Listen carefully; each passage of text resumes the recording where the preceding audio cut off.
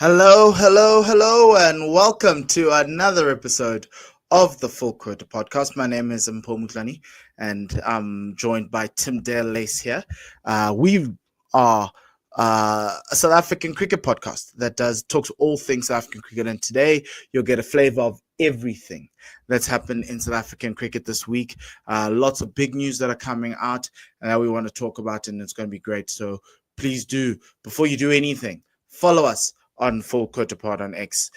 Subscribe to the Full Quota Podcast on YouTube, and also follow us at Full Quota Podcast on Apple Podcast and Spotify if you want an audio version of this one. You can also buy us some coffee at buymeacoffee.com/Full Quota Podcast. Any and every and any contribution is appreciated, and that helps us come on every week and do what we do and keep on putting the content out in the podcast. Lots of cricket on the go. Tim, how are you doing? All good, but all good. Enjoying the overload of 4-day cricket. Everything's good. All good. Can't complain. Enjoy it while it lasts, because by the end of November, we've got like 2 more game weeks left. And then after that, when December starts, there's no more YouTube cricket until February. So we're starting to see the SA20 emails coming through that we need to do and everything else. So the tickets are on sale for SA20, so please do watch out for that. So we're moving into the part of the summer where it's actually the start of our cricketing summer. So really, really exciting. So today we want to talk about a lot of things, but in the beginning of our show, we like to talk about what the big news that has happened this week. And so the big news that happened actually today, before we talk about the Proteas men's cricket team. So we'll talk about the big news of the week, and then we'll talk about the Proteas men's cricket team after that. Is the Proteas women's cricket team the Proteas women have announced 2 squads, one T20 international squad and one ODI squad for the incoming England tour that starts at the end of the month. So if you look at the T20 squad, which is the squad that T20 squad, the most recent squad, obviously with the World Cup final, but there are a couple of changes here, a couple of players being rested.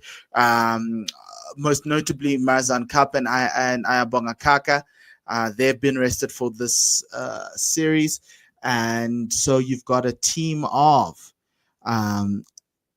Laura Wolfart, Annika Bosch, Tasman Brits, Nadine de Klerk, Annerie Dirksen, Ayanda Hlubi, Sinalo Jafta, Sune Lees, Alice Marie Marks comes in as one of the replacements. Nongula Gomlaba, Dumisi Kukune, Nondumiso Shangasa from the Hollywood Bets Dolphins ladies also comes into the side. She captained the SA side that went to the Africa Games.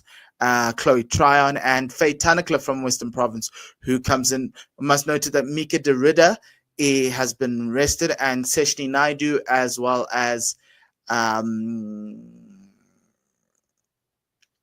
was the other player? Mion Smith, who was at the World Cup as well. They are being rested for academic commitment. So this is the T20 squad going to England. Tim, what do you make of this? Lots of familiar names, and good to see Faye back in the side. And Nondu. I'm only slightly frustrated because I know that we were at one point trying to get Faye on the podcast. It would have been another win for us. So from that point of view, I'm a little bit disappointed. But no. Jokes aside, I'm delighted for her. She's been doing exceptionally well the last couple of seasons, not just at the moment, knocking down those runs. Her time, in my opinion, should have come sooner, but better late than never. I'm really glad that she is getting a go after a 3-year absence. That's great. And I'm glad Schlubi's back. I was a bit worried that maybe she might not be back just yet. I'm glad she's back because we desperately need extra pace in this attack. So those 2 for me are the ones that I'm certainly going to be watching out for in this series. Yes, and then moving on to the ODI squad. It's a 3-format tour with England. The test squad will be announced later on in the month. But the ODI squad is Laura Wolfhard, captain, Anneke Bosch, Tasman Brits, Nadine de Klerk, Annerie Dirksen. Mika Derrida comes back in after being rested in the T20s. Laura Goodall also comes into the side. Ayanda Hlubi, Sinalo Jafta, Marizan Kapp, Ayabonga Kaka both come back in. Masabata Klaas comes into the side at the expense of Dumisi Kukune, Sine Lise Nonguleko Mlaba, and Chloe Tryon. An extra batter to the side here with Laura Goodall coming in, Tim, for this one. But good to see a full-strength ODI side with the key with Kapp and Kaka coming in, and Masabata Klaas has been with this team for years, and she was disappointed to be miss out on the World Cup. Yeah, this is the usual strong setup that you would expect for the ODI series. No real surprises. I just hope that they kick on and have a good series. But no surprises in terms of the ODIs. We've gone with the strength there, which is great. Great to see. Again, I hope Hlubi kicks on. I hope she does really well. I think that extra pace will be very, very important against a very strong England team.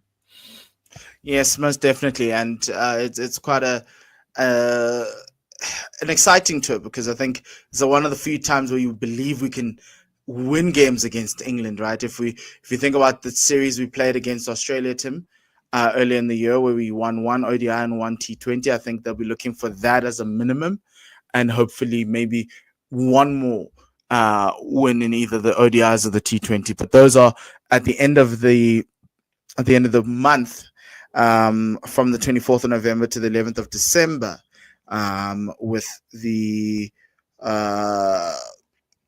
the Women's Championship up for grabs, South Africa sitting in fourth, as well as the the T20 International. So there's a lot of cricket on the go for the Proteas women. Now, in other news, South African cricket signed a deal with the SABC last week, a partnership for the upcoming T20 series for the SABC to show the T20 series, the Wonder Cement T20 International Series between SA and India, the Proteas men. That is being shown on SABC3, and then for all Proteas men's red ball and Proteas women's matches will be broadcast on SABC Plus, which is their app, and so live broadcast will be on SABC's linear, radio, and all their digital platforms. This partnership is quite a strategic one, as for SABC is a free-to-air broadcaster, so it takes the game everywhere. So we're really happy about that deal. I've always said this. It's not about the amount of money that SuperSport brings in and trying to match that. SABC is not trying to compete with SuperSport. What they're trying to do is give as little as they have to grow the game. And you can ask them to pay for these rights, and I hope they have. I know it's free to air, but with SABC Plus and the sponsorship and the advertising that they can get on SABC3, as well as the platform, as the app, they can, it's a viable prospect. And the next one, obviously, is on SABC Plus, air the domestic games. They can air one domestic game a week, and effectively it gives SABC some sporting content, and then it also brings some money into the domestic game. And also you can get advertisers, right? No longer are showing to the thousands of people, the hundreds of thousands of people on YouTube, which are largely from India. Now you have a potential reach to millions. And so for me, Tim, I'm happy about that. But what are your thoughts on the SABC? Finally, no more drama before a series. But hey, we'll see how it goes for the Pakistan and the Sri Lanka series, because this one speaks of only red ball. So the test matches will be covered. What about the other things? But that's just me. But hopefully this is the end of the last minute changes and the last minute negotiations. I think you hit the nail on the head there at the end. The point being, it's done, it's sealed, it's signed, and we are days away from the series beginning. So I think it's a great thing. It's obviously, optics are great. More people can see the cricket. If it means one person watches this, goes on to play scores SA20 and then goes on to be a professional cricketer, it's done its job. Yeah. It's done its job. There are so many stories like that when you have grown up watching our previous generation on the SCBC, taking up the game of cricket, and you've become a cricketer yourself. There are so many avenues as to why this is important. Money, exposure. It's a great initiative. I'm really, really glad. I just hope it's a start of something new. I hope, as you say, I hope it progresses. Next year we get the 4-day final on SCBC 3 or something like that, or the 1-day cup final or whatever. Something to connect the domestic setup as well as international cricketers. Have something. And then you have a base. You have a base to build from. Then you can start to come up with ways of taking the game forward and offering highlights packages for the games that you are not doing live, and so on and so forth. I just great. It's great news. It's a positive news. There's lots of positive news coming out of Cricket South Africa at the moment. Long may it continue. Yes, Wonder Cement, Fly Safe, Make My Trip. The two of those are like Indian things, but the Fly Safe one as sponsorship was really, really big for both Proteas women and Proteas men. So you can see that winning does a lot, and being in World Cup finals in the space of 4 months does that. And so we just hope it continues, and hope the SA Under-19 women who are going to Malaysia will add another World Cup final, and then we keep on going. And so Enoch Nkwe, we see the work that you're doing on the cricket field, and then Puleti Maseki and the rest of the team there.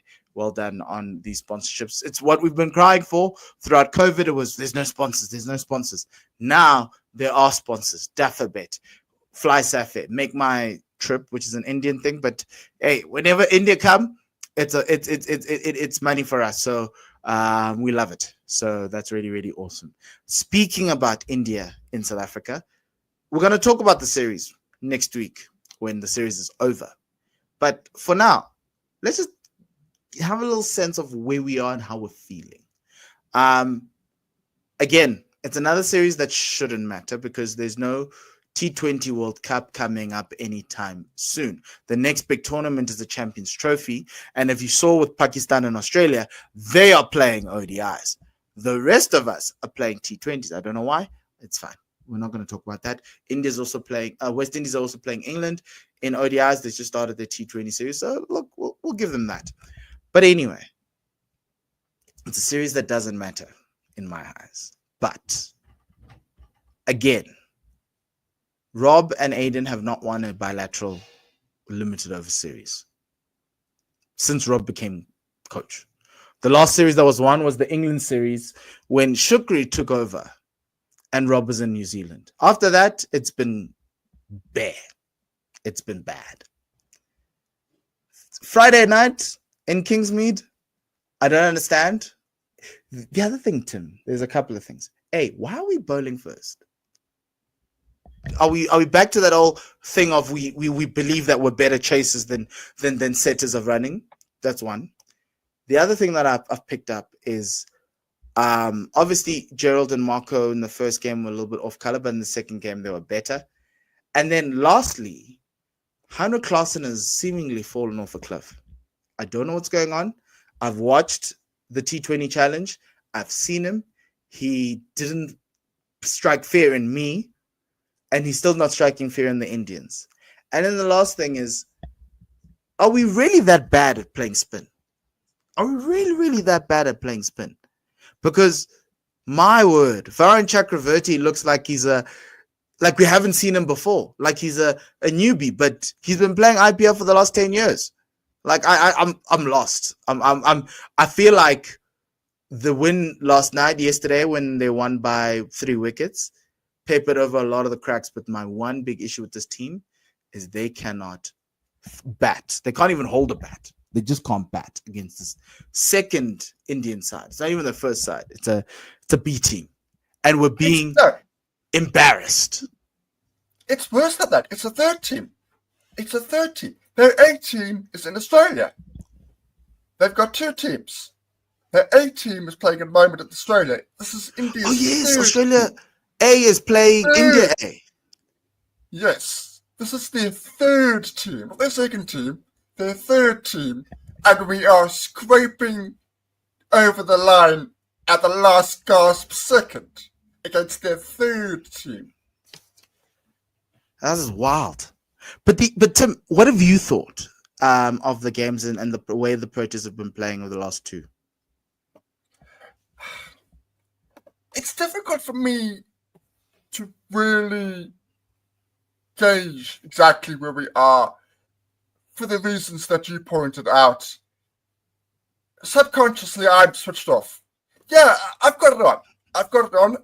And for the large parts of when it's on, I don't have anything at that moment. It's on a nice time for me. But subconsciously, I'm actually not there.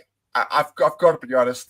As a T20, there are so many T20 bilateral series, tournaments, leagues, that it all goes into one for me. It really does. That won't be a surprise to many of you that have been watching this podcast and me talk about T20s over the last couple of years, but that's still the truth from my point of view. So the result doesn't really factor a lot for me. Mm-hmm. However, it should factor a heck of a lot for the Proteas coaching setup for the reasons I pointed out. This is India's third team, and if you look at their team, their top six is okay, but that tail is extraordinarily long. Extraordinarily long. That is to a large point as to why they lost yesterday, because they knew they had to have the lower order batsmen in at the end to have the ability to hit. They couldn't just keep trying hitting, which in the normal Indian setup, their 9s and 10s would be able to hit. So that's a huge, huge caveat for me. But saying that, I did mention in the preview, I said there's something about Peter and Andila Sibolani. I said there's something about them that makes me not worry about them in international cricket. And their performances in these games have cemented that. I have been hugely, hugely, hugely impressed with both performances, particularly Sibolani yesterday with that Yorker of, was it Hardick? Yes. Very, very, very good.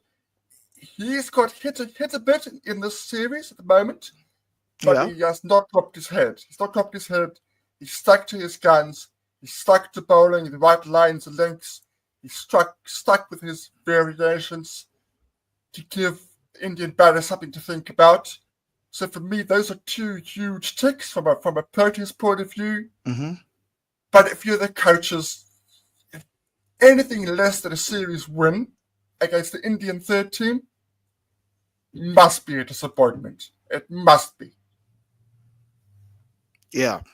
Look, it is. And to a certain extent, that's my only worry. Like, they should be winning these matches. There's no way they shouldn't be. But it seems as though everyone is switched off, like us. And the only guys who aren't, Tristan Stubbs, great offs. Well, did he get to it? He got like 49 yesterday. That was good. Joel Katsir proving his worth as a IPL ready person in terms of bowling and batting. I like the look of Marco Jansen yesterday, but sometimes I like Marco Jansen is feast or famine. One day he's very good, the next day he's very, very bad. Like I can't deny the talent, but my word, every time Marco Jansen opens the bowling for South Africa, I pray it's a very good day, because if it's not, we're on a hiding to nothing and we don't get wickets in the power play. I think Aiden's captaincy has been bad. I like the first, even the whole bowling first thing. Like I get, there ain't no way that the conditions in South Africa are better to bat at night, especially in the early season. There's no dew around. So like, why are we batting first, batting second? I don't get it. And then his use of the bowlers, you sit there going, I don't know what's going on, but yeah, I don't think he should have bowled himself in that first over. I know he was trying to take a risk, but I sat there going, okay, this is interesting. The way they handled that bowling in Durban was just a shambles. And then on top of that, they can't bat. Aiden, we're worried. What's going on? He's off form. Hannah Clausen feels like he's Cinderella past midnight. He's now gone back to the pumpkin. Like it's that. Has it ended? Was it just up until the World Cup and then Hanuk no longer is scaring us? Luckily, he's been retained by his IPL side, but if I'm the Durban Super Giants, I'm worried. I'm really worried. Like even yesterday, got out to just a wild swing when we didn't even need someone. We didn't need boundaries yesterday. Just rotate the strike. Like I sat there going, you know what? It's fine. Yeah, it's just, and we said this for the many limited overs series, right? We shouldn't care about them. You should go and do your business. The players should care about it. Go win the game. Go be professional. Go there buttoned up. But again, it's like they don't want to be playing. And so if you don't want to play, me as a fan, I'm going to sit there going, well, I shouldn't care as well. But for Rob Walters, this is worrying. Very, very worrying. Like, this is, in other sports, he'd be fired by now. World Cup final or not.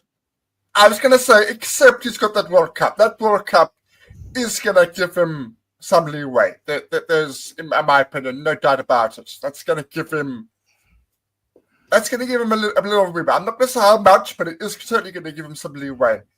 But you're right. If this continues throughout the season, questions need to be asked. There's no doubt about it.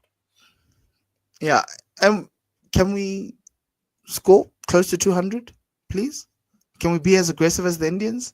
Because that's the other thing, right? I'm watching a team with an attitude of a team that should be playing T20, right? They're aggressive at the top. They're trying, looking to get runs. They're trying to put the bowlers under pressure. We are not doing any of that. We are playing like we're playing back when the previous coach was coaching the Proteas. And that's another worry. But okay, we shall see. Yesterday when the collapse was happening, that wasn't good. It was embarrassing. Yes, we won, but it was horrible. It was like they abdicated. It's like they didn't want to, like they abdicated their duties. They walked away. They were like, you know what? We don't care. And so, yeah, well done, Varun Chakravarti, for taking 5. Really, really well done. But Proteas, they need to do better. Really, really do need to do better in the next games. Okay, enough about the men who don't want to win games. Now, 4-day series. We had 3 Division 1 games happening this week in the Division 1 in the 4-day series cricket. The Lions took on the Titans at the Wanderers. The Lions scoring 316 and Turner 95 for 5. There was a point in that second innings for the Lions where the Titans had them 4 for 4. And then they had them 43 for 5. But they still managed to score 295. It was ridiculous.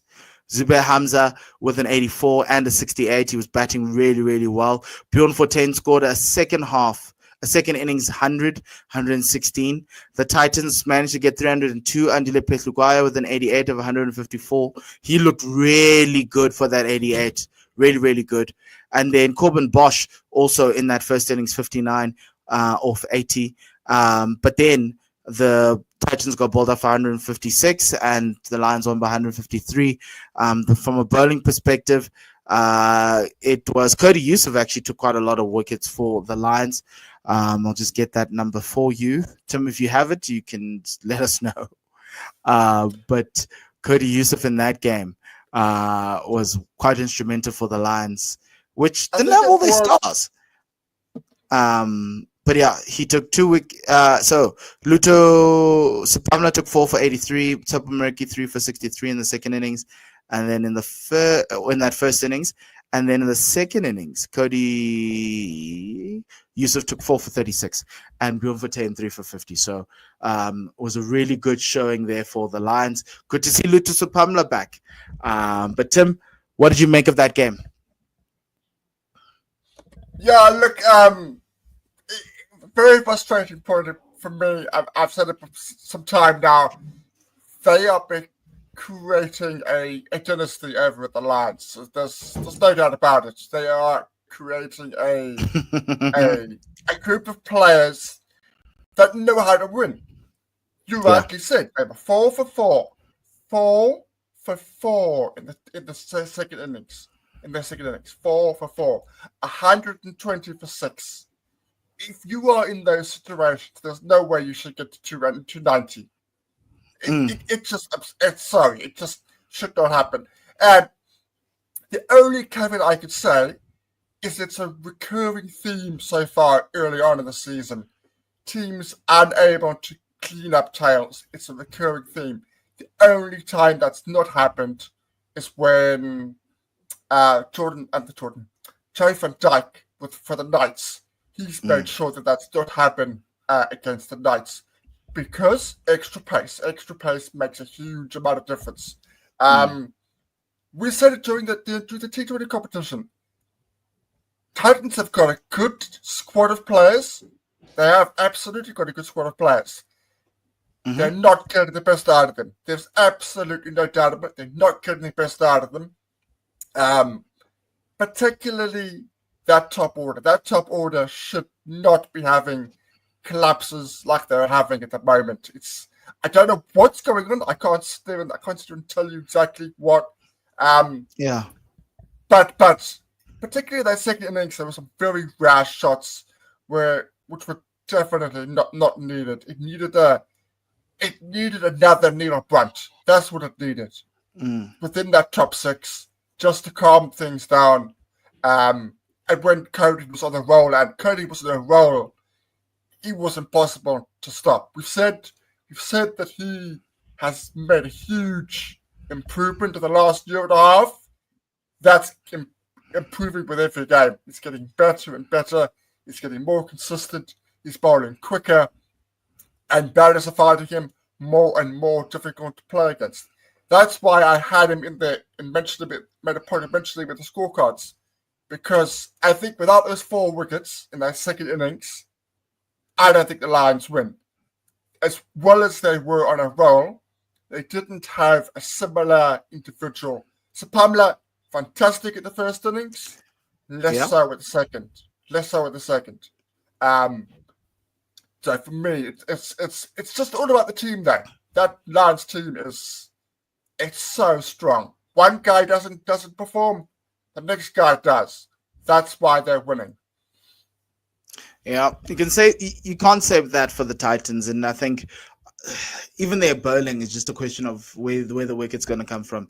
McBride did a great job up front. Dan Khalim, relying on Dan Khalim as an opening bowler in this format, I'm not sure, but he got injured as well, so that kind of hurt them as well. But something's off at the Titans, and I kind of feel like they're trying to be front foot based team, trying to put teams under pressure, but it's at the cost of a lot of wickets because they're taking unnecessary risks. They're not leaving the ball outside of stump, and they're just chasing everything. And in that innings, if you think about it, right, and on day 4, final day, the Lions finished the batting at just about 30-40 minutes before lunch. The Titans were 3 down by lunchtime. They subsequently were 8 down by tea. If you're trying to save the game and trying to get to 300, they were never going to get to 300 in the first place. That's one. And then 2, why are we chasing the game?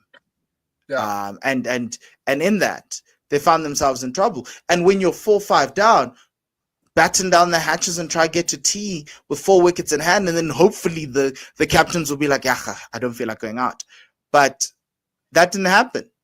And here we are. They lost the game in the space of, 40 overs on the final day. That's, for a big team like the Titans, that's a problem. Anyway, let's move on to the other game. We've got Boland, the Gold Rush Boland, scoring 500 against the Warriors, who lost by an innings and 11 runs, 163 in the first innings. They were forced to follow on, and they only could get to 326, and they lost by an innings and 11 runs. What a big win for Gold Rush Boland. Peter Malan in the runs at 106 of 257 balls. Jordan Harman of the Warriors scoring 152 2 in the second innings. Grant Rulofsson, 115, with Matthew de Villiers scoring 87 off 182. Avium Gijima scoring 122 there for Boland as well. And then Sean van Berg. He's already taken 17 wickets in the series. 10 for 138. Again, was it a trial by spin there, Tim? Was it a trial by spin? It was in the first innings. In the first innings, he just steamrolled him. It was just there, no answer at all. He was very, very clever in his bowling. If I'm just thinking about Matthew de Villiers' dismissal in the first innings, if there's one weakness of Matthew, he doesn't like to be tied down. And the way Sean van Berg tied him down was superbly. Bowling wide of the stumps, and then bowling and leg spinner on leg stump, asking him to play the paddle sweep top edge. Magnificent catch from Mikajima. Mikajima had a fantastic game. Diving left hand, full strength. And that was it. He just stranglehold that whole Warriors top 6 in that first innings. And then on that pitch, it still should have been a draw. There's absolutely no doubt about it. Still should have been a draw. Sean van Berg was not nearly as effective at the second innings. The pitch was flatter. He seemed to be a bit tired. He seemed to be taken it all out of his performance in the first innings. And that meant that the partnership of Herman and de Villiers, which was around 100, a bit more than that, it looked like the Warriors were going to defend. You saw ball on pitch, it's flat, no movement, nothing's happening. And that, to a large extent, is what happened in that partnership. Both of them were in complete control. They had no answer. Sean van Berg, comes back on. He gets Jordan Hammond for 152, magnificent innings. LBW in front of the absolutely dead plum.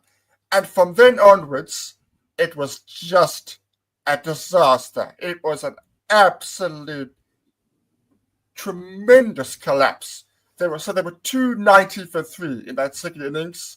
It was very much a draw. Even the commentators of the day, James and company, they were saying it's a draw. And there were some very rare shots in that middle order. Very, very rare shots. Mokokani coming in, playing at a wide one, chopping onto his stumps. Some very, very rare shots, which meant the collapse. So there was 290 for 3 to 326 all out. Another man who I think was important. So it's Sean van Berg's match, absolutely. 10 wickets in the match, it's his match. But Aya Kamani in that second innings got 4 wickets in that lower middle order to the tail. Everybody else was struggling, and he just bowled wicket to wicket, economical, little bit of movement either way, and the Warriors had no answer. He was absolutely bowling back the years, was Aya. Absolutely superb bowling. And the bowler stranglehold was on the Warriors, and the Warriors didn't really have an answer. I still thought the Warriors, somebody would go, you know what, back down the hatch, like you said, and nobody did until it was 10 and 11. 10 and 11 made about 20 together. But you knew it was only a matter of time before Borland got the win. Not a result I expected at all for 4 days. Well, 3.5 of the days. Yeah. It was a draw. It was a draw for 3.5 days. But you've got to give it to Borland. For Berg in the first innings, Kamani in the second, superb bowling. And they just kept at it, which was a huge credit to them. Yeah, and remember we spoke about it last week that Bola needed to win this game, and they did. Now the questions are going to be looked at the Warriors that are very poor CSA T20. They finish at the bottom with the Dolphins, and then now Boland have beaten them, and they've got now tougher games to go. Right, you still have to play the Lions, Western Province. You still have to play quite a lot of the bigger teams, and so it's going to be quite interesting to see. It's something slightly off at the Warriors to start off this entire CSA domestic season. And they would need to arrest it, similar to what the Dolphins need to do to kind of get themselves back into contention. You can't be reliant on the CSA One Day Cup. If they win that, then relegation is going to be quite interesting. I think teams might be going down with like 7 points. So it's going to be quite interesting to see if Boland can keep this up. They can find a way to stay up. And so massive step forward for them now to get themselves going forward and keep themselves up. Okay, that ends that. Let's have a look at the Division 2. Oh, no. Wait, we've got one more game. Sorry. Northwest ended up in a draw with the Knights, 232 for 9, 221 for 3. Northwest drew with the Knights, who scored 350. Lesego Senokwane scoring 205 for the Knights against his former team. Remember, he played for the Dragons last year. Now he's playing for the Knights, and he stuck it back to them.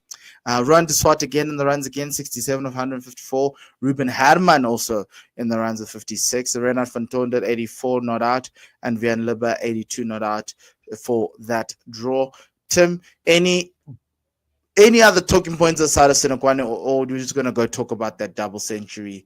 This kid is on form, and surely Sri Lanka series, we see Lesego Senokwane there as the next batter, surely. I saw this on social media, and I fight back just a little bit. So I'm going to focus on the things that are not in debate.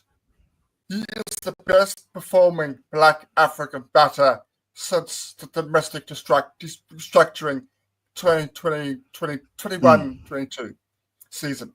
So this is the fourth season of it. For 3 and a bit seasons, he is the best performing Black African batter. So if you are going to pick somebody, he is going to be that person.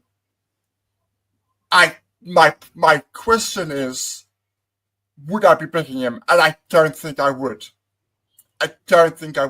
However, would I be picking him in a SAA setup? Were I picking up for that? Absolutely.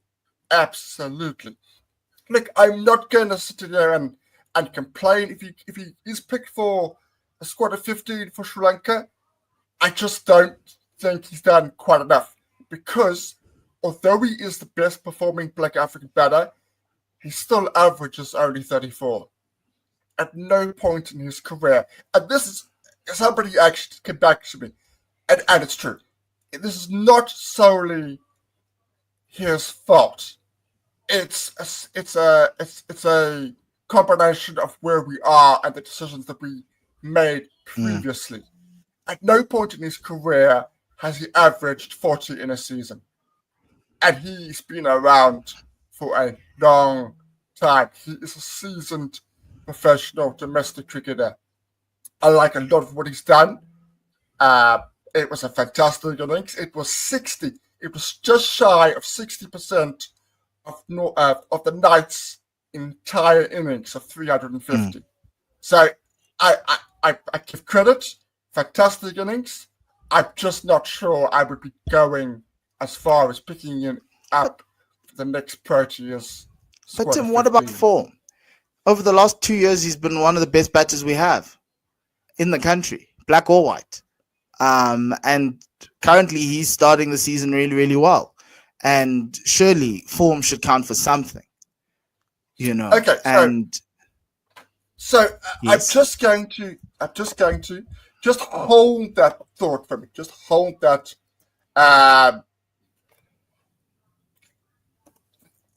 It does count for me. I'm just checking out. It does count. It does count. As I say, I'm not gonna be completely.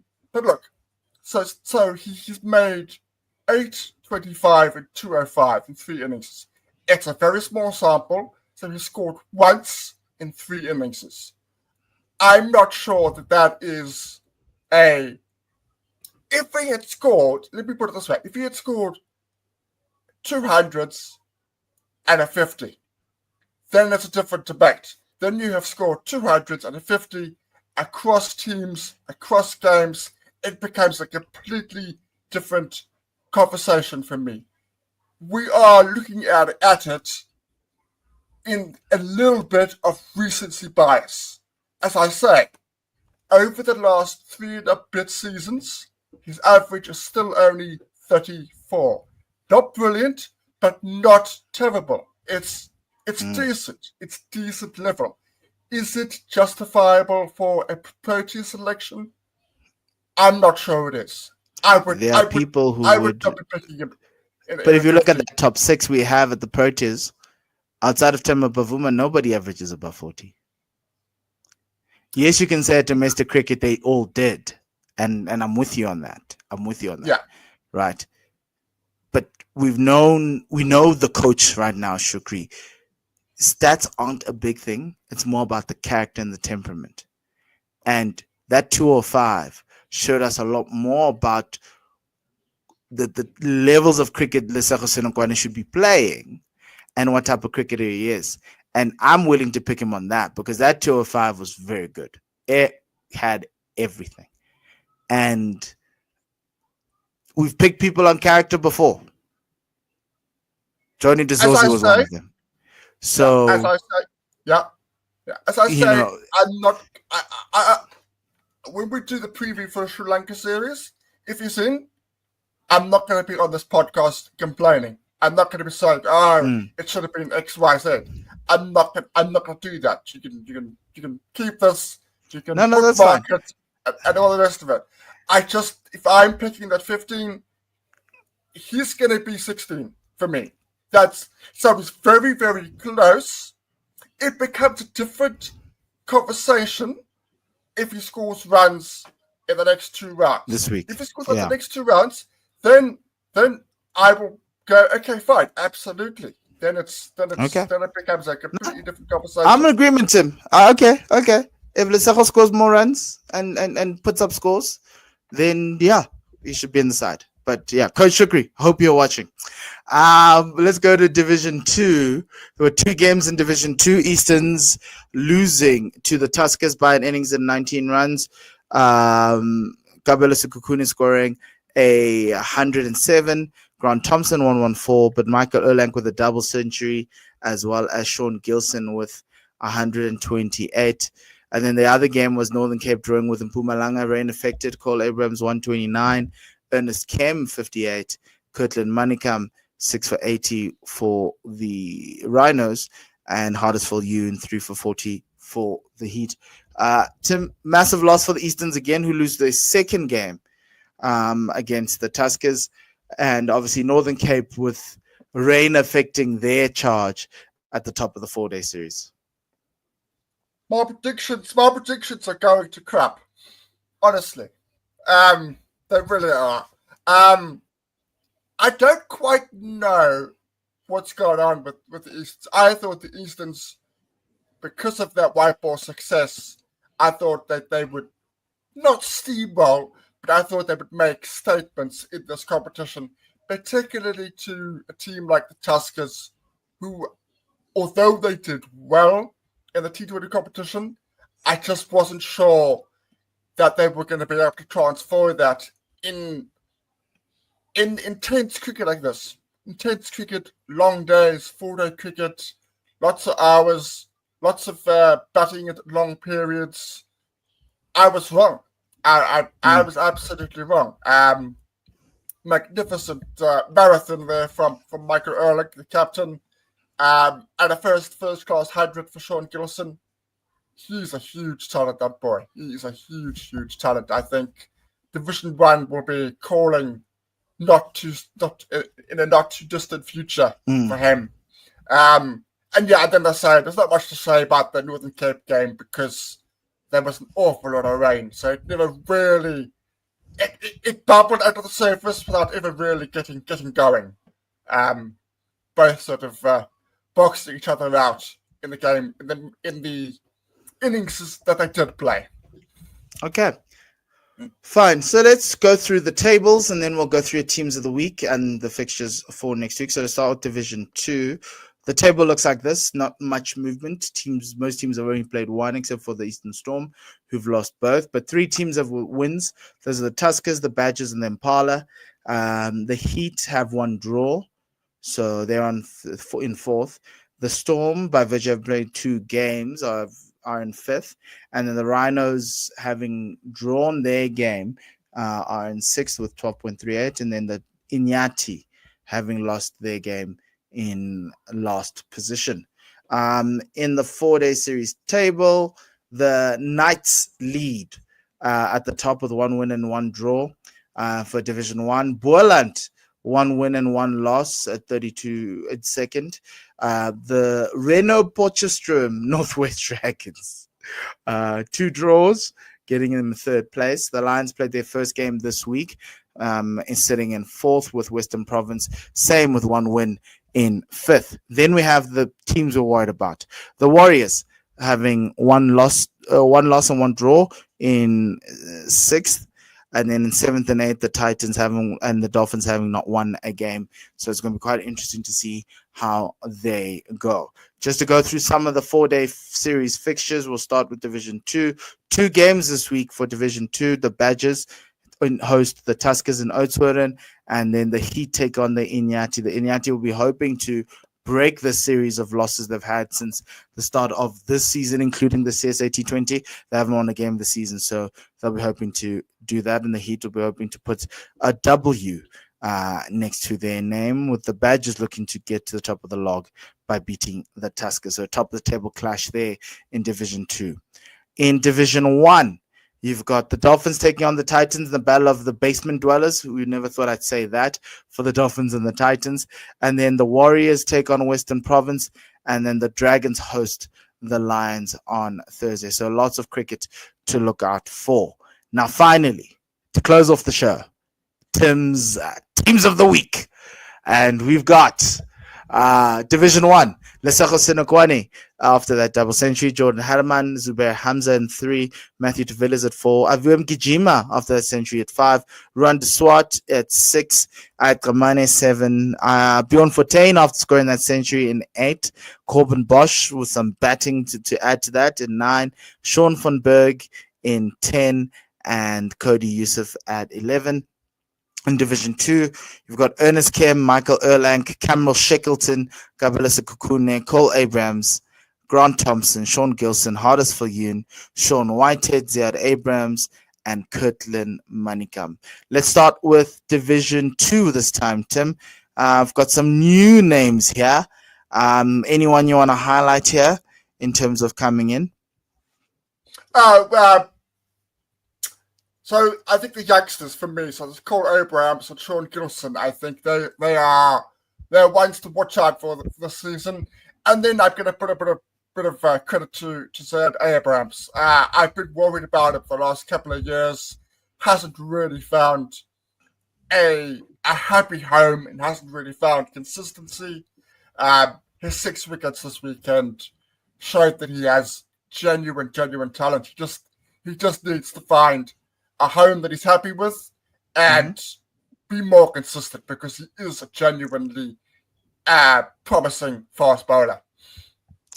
And then moving to your Division 1 team of the week, obviously Senokwane is new. Zubair Hamza joins this one. How far was Andile Petlugwayo from making this team? So I picked Aya because of the impact of those 4 wickets. Those 4 wickets, I genuinely believe that. I think if he didn't bowl, Pollard don't win the game. Forget the fact that Van Berg got 10 wickets.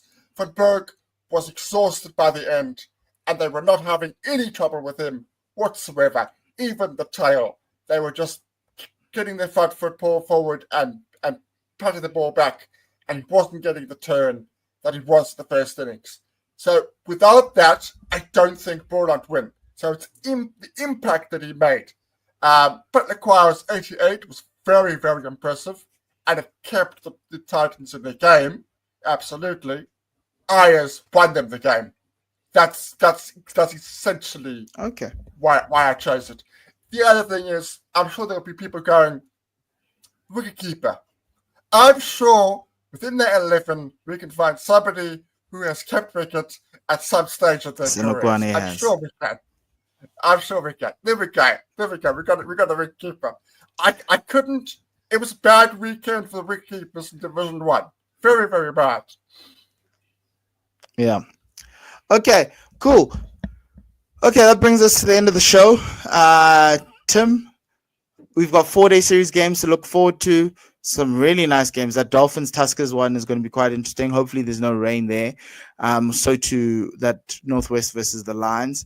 But outside of that, we've also got Proteas playing this week, the 2 games. One at Centurion on Wednesday, and then the second T20 at the Wanderers. Both expecting high-scoring games, and also expecting for the pace and bounce to kind of affect the Indians a lot. But we'll see how that's going to work, if the Proteas can redeem themselves in these last 2 games. I'll be at the Wanderers on Friday.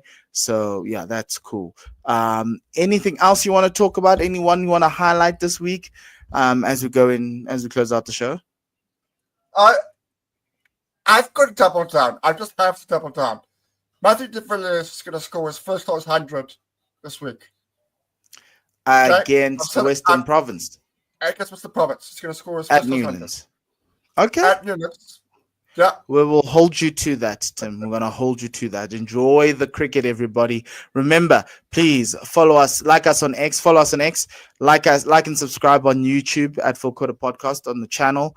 Please do follow us at Apple Podcasts and Spotify. We have a growing community, which is awesome. People are looking out for us. And then on top of that, please buy us coffee. Any support is welcome at buymeacoffee.com/Full Quota Podcast. Outside of that, thank you very much, Tim, for the show and all the prep work that goes into that.